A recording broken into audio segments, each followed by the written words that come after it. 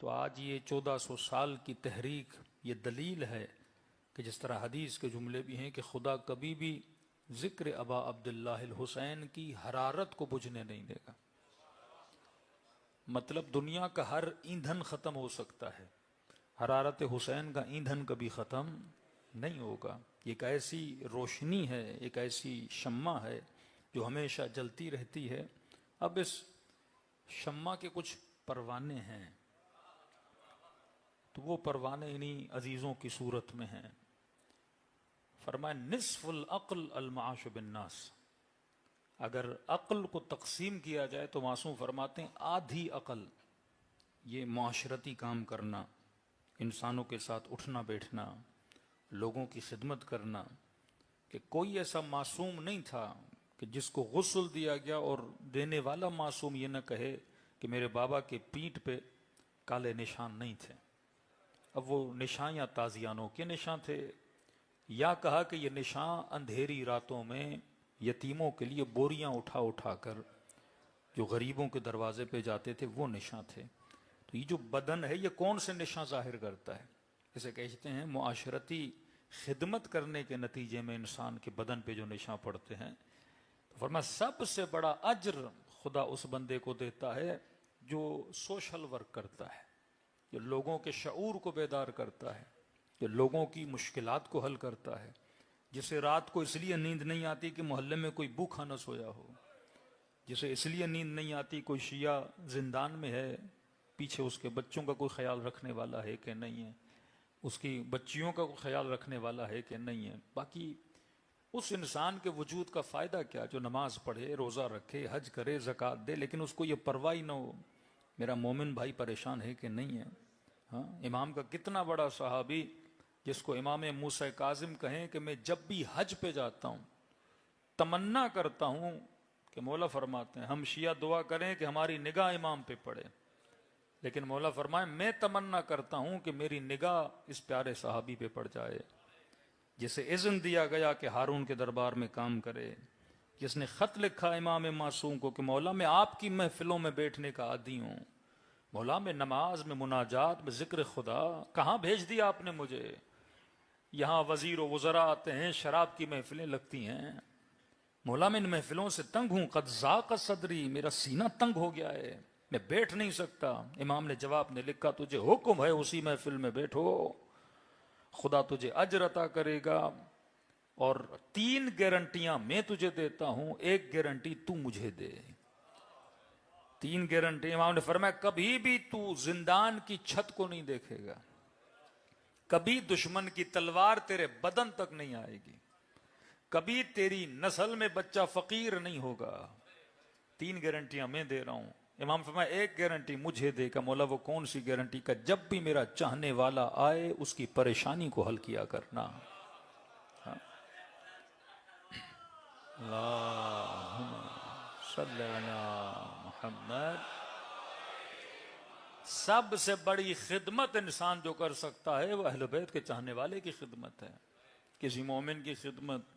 اب میں چاہے نظام طاغوت کے کسی حکومت کے عہدے پہ فائز ہوں، مجھے اجازت ہے اس عہدے پہ کام کرنے کی، لیکن شرط یہی ہے کہ تم خدمت کرو گے کس کی؟ جس کے دل میں علی کی محبت پائی جاتی ہے.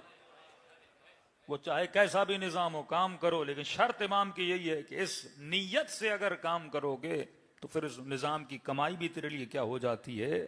حلال ہو جاتی ہے. یہ مولا کا صحابی کہتا ہے کہ ملاقات سال میں 1 بار امام سے ہوتی تھی، ایام حج میں ویسے نہیں مل سکتا. حج میں آپ کو پتا ہے سب نے احرام پہنا ہوا، سفید کپڑے پہنے ہوئے، کس کو کیا پتا کون کس سے مل رہا ہے. کہ اپنے پروٹوکول سے باہر نکلتا تھا اور چلا جاتا تھا امام سے ملنے کے لیے. مولا کے صحابی سے ملاقات ہوئی کہ امام سے اذن چاہتا ہوں ملاقات کے لیے. کہ مولا نے منع کیا ہے، ملنا نہیں چاہتے. کہتے ہیں آنکھوں میں آنسو آئے، پریشان ہوا. جس کے لیے مولا یہ کہے میری تمنا ہے اسے دیکھوں، اور آج خود ملنا چاہتا ہے، امام کہے میں نہیں ملنا چاہتا. پھر پیغام بھیجا مولا کوئی خطا ہوئی، کوئی غلطی ہوئی؟ کا نہیں ملنا چاہتا. تیسری بار کہا مولا کوئی خطا کوئی غلطی؟ امام نے کہا کہ میں نے اس اذن کی وجہ سے تجھے اس حاکم کی دربار میں اجازت دی تھی کہ میرے شیعہ کو خالی ہاتھ نہیں لوٹاؤ گے. کہ مولا جتنی خدمت ہو سکتی ہے کرتا ہوں. امام نے کہا نہیں، کچھ ہی دن پہلے ہمارے مکتب کا مومن پریشان تھا، تیرے پاس آیا تو نے اسے جواب دیا.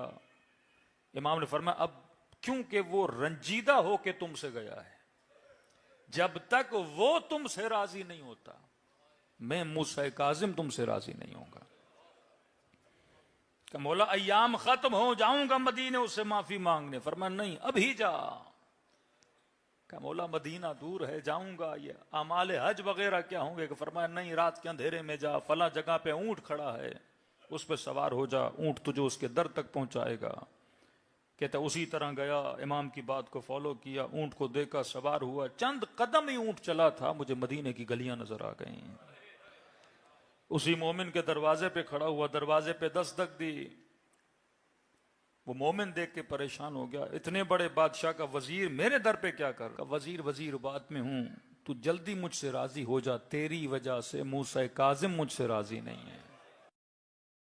کہ واللہ مجھے پتا ہوتا کہ میرا رنجور ہونا، غمگین ہونا اتنا اثر کرے گا امام پر، میں کبھی تم سے ناراض نہ ہوتا. میں نے معاف واپس جا. کہ نہیں، ایسے نہیں، امام کو ناراض کیا ہے میں نے. کہ پھر کیسے معافی چاہتے ہو؟